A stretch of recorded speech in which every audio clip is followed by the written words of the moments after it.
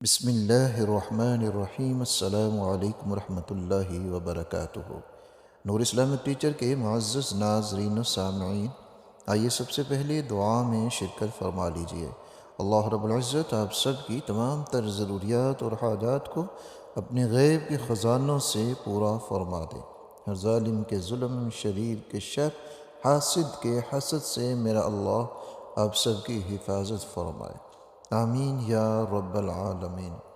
ناظرین اکرام، آج کا عمل بڑا مجرب ترین عمل ہے، اور یہ عمل ابن قیم رحمہ اللہ تعالی ان کا بیان کردہ عمل ہے جو ان کے استاذ نے ان کو بتایا تھا، اور یہ عمل جو چاہے آپ کو مل جائے گا۔ جو بھی آپ کی ضرورت ہے، اس عمل کی برکت سے وہ ساری ضرورتیں آپ کی پوری ہو جائیں گی۔ کرنا کس طریقے سے ہے، عمل کون سا ہے، ساری چیزیں میں آپ کو بتاؤں گا۔ آپ نے تفصیل کے ساتھ اس کو اچھے طریقے سے سن لینا ہے، اور پھر اس کے اوپر آپ نے عمل کرنا ہے۔ اس سے پہلے میری ایک چھوٹی سی گزارش ہے، وہ یہ کہ اگر آپ ہمارے چینل پہ نئے ہیں تو چینل کو سبسکرائب ضرور کیجئے، بیل آئیکن کو بھی پریس کیجئے تاکہ اس طرح کی مفید ویڈیوز آپ کو ملتی رہیں۔ ناظرین اکرام، اس عمل کو بتانے سے پہلے میں آپ کو ایک ضرور عرض کروں گا کہ سورۃ الکوثر 129 مرتبہ اس کا سننا، یا اپنے گھر میں، اپنے دفتر میں، اپنے آفس میں، اپنی فیکٹری میں اس کی تلاوت کو چلانا، یہ انتہائی خیر و برکت کا ذریعہ بنتا ہے۔ دشمن سے حفاظت بھی ہوتی ہے، عزت اور وقار بھی حاصل ہوتا ہے۔ تو اس کا لنک میں ڈسکرپشن میں دوں گا، آپ نے وہاں سے چلے جانا ہے اس لنک کے اوپر، اور سورۃ الکوثر کو روزانہ ایک وقت اپنے گھر میں، اپنے دفتر میں، یا پھر اپنی فیکٹری میں، کہیں پر بھی آپ نے اس کی تلاوت کو ضرور چلانا ہے۔ انشاءاللہ تعالی آپ دیکھیں گے کہ آپ کو اس سے بہت زیادہ برکات اور فیوز حاصل ہوں گے۔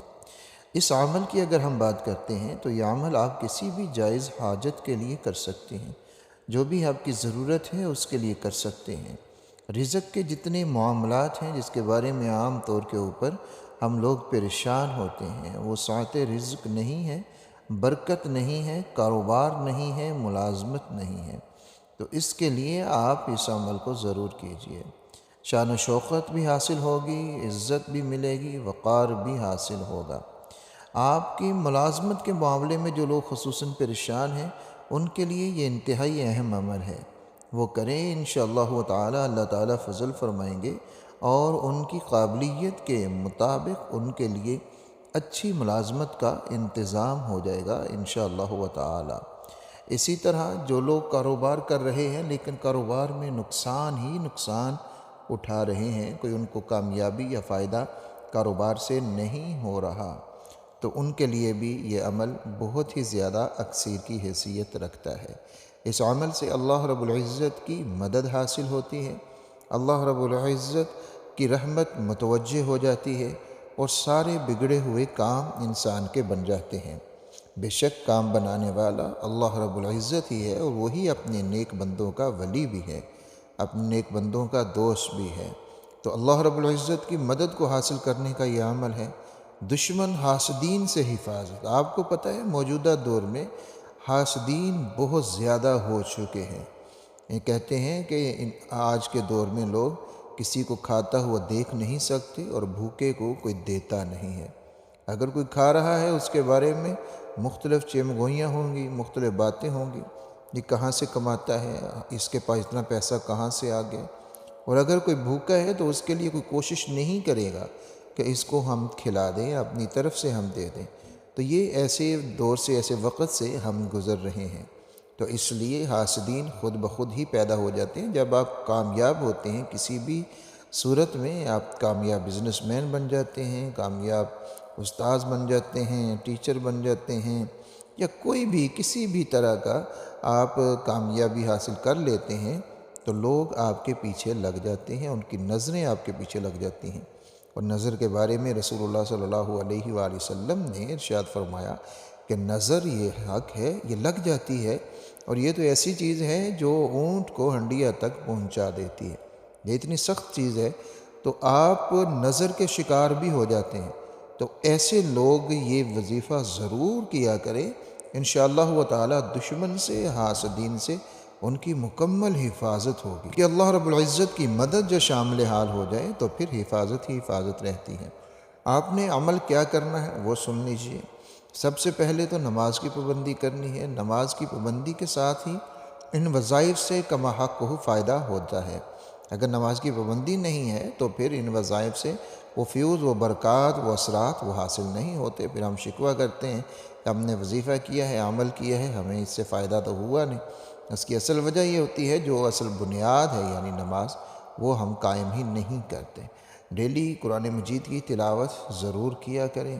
خیر و برکت کا ذریعہ ہے، اللہ رب العزت کی رحمت کا ذریعہ ہے، اللہ رب العزت سے لینے کا ذریعہ ہے۔ اور اس کے ساتھ اپنے مال میں سے جتنا اللہ رب العزت نے عطا کر رکھا ہے اس میں سے آپ نے صدقہ کرنا ہے اپنی طاقت، اپنی استطاعت کے مطابق۔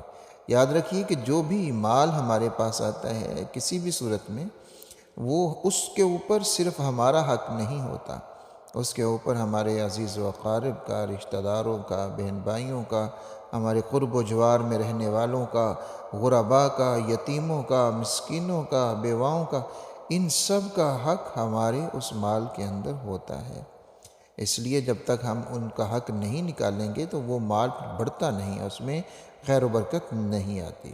تو خیر و برکت چاہتے ہیں تو اپنے مال میں سے جو اللہ نے آپ کو عطا کر رکھا ہے اور دیتا اللہ ہی ہے۔ جیسے قرآن مجید میں آپ سورۃ البقرہ کو شروع کریں گے تو اللہ رب العزت نے وہاں پر اہل متقین، تقوی والوں کی، اہل تقوی کی جو نشانیاں اور صفات کو بیان فرمایا ہے، ان میں سے ایک یہ بھی ہے کہ اہل تقوی کون سے لوگ ہیں، متقین کون ہیں؟ وہ لوگ جو اللہ رب العزت کے دیے ہوئے مال سے خرچ کرتے ہیں۔ اللہ رب العزت نے یہ سامنے بتا دیا بڑا واضح کر کے، یہ جو تم خرچ کر رہے ہو یہ تمہارا نہیں ہے، یہ میرا دیا ہوا ہے۔ اور جب اللہ رب العزت کا ہی دیا ہوا ہے تو اللہ رب العزت کے رستے میں اس کو خرچ ضرور کرنا چاہیے۔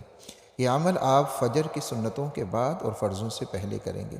مرد حضرات بھی گھر میں فجر کی سنتیں ادا کریں، اور فجر کی سنتیں ادا کرنے کے بعد آپ نے 40 مرتبہ یہ کلمات پڑھنے ہیں۔ دو طرح سے یہ منقول ہیں، آپ دونوں طرح سے پڑھ سکتے ہیں۔ یا حی یا قیوم برحمتک استغیث، یا حی یا قیوم برحمتک استغیث، اس طرح بھی پڑھ سکتے ہیں۔ اور اس طرح سے بھی لا الہ الا انت سبحانک برحمتک استغیث، لا الہ الا انت سبحانک برحمتک استغیث، اور یا حی یا قیوم برحمتک استغیث۔ اور آپ ان کو ملا کے بھی پڑھ سکتے ہیں، یا حی یا قیوم لا الہ الا انت سبحانک برحمتک استغیث۔ آپ اس طریقے سے بھی اس کو پڑھ سکتے ہیں، 40 مرتبہ پڑھیے۔ اس کو اپنا معمول بنا لیجیے، ہمیشہ اس کو پڑھنا ہے، چھوڑنا نہیں ہے۔ چند دنوں کے بعد آپ دیکھیں گے کیسے اللہ رب العزت کا فضل، کرم، رحمتیں آپ کی طرف متوجہ ہو رہی ہیں۔